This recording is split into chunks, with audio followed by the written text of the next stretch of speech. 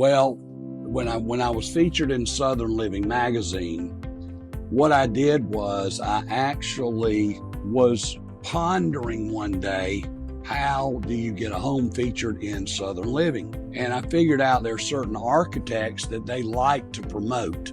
And so when they promote these architects, they like to put them in their magazine because these architects are doing what they want done.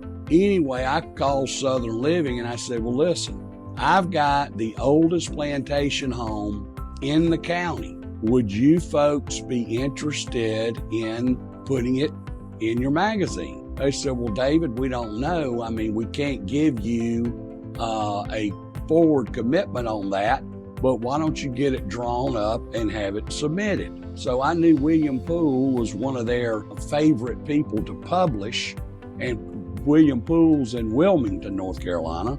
So I picked up the phone and I called William Poole. I said, William, I've got something down here you may want to look at. And I explained to him that the house was built in 1850. It was the original plantation home on the property. And he said, well, it sounds interesting. Let me get in my airplane and I'll fly down there tomorrow. I said, okay, come on. So he came down, looked at the house. We walked it, measured it, so forth. And he said, this is really a neat house. So he drew it up. We submitted it to Southern Living. Southern Living loved it. So they said, we want to publish it. And you realize that the average plan page in Southern Living magazine lasts for 5 years. It's got a 5-year shelf life. That got the ball rolling.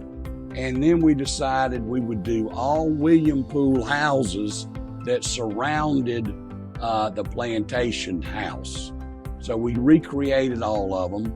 And because we were going to be in Southern Living, the vendors and suppliers threw in a lot of materials, like siding, roofing, paint, molding, foundation work. I mean, everything. They threw everything in it. So the cost to produce the houses was deeply discounted because all the materials were more or less free or deeply discounted. So we ended up doing 8 model homes. The whole place was a model home community. And then we opened it up for sale, and it was about 250 lots. We sold them all, and everybody was very, very happy. And they all had to build similar type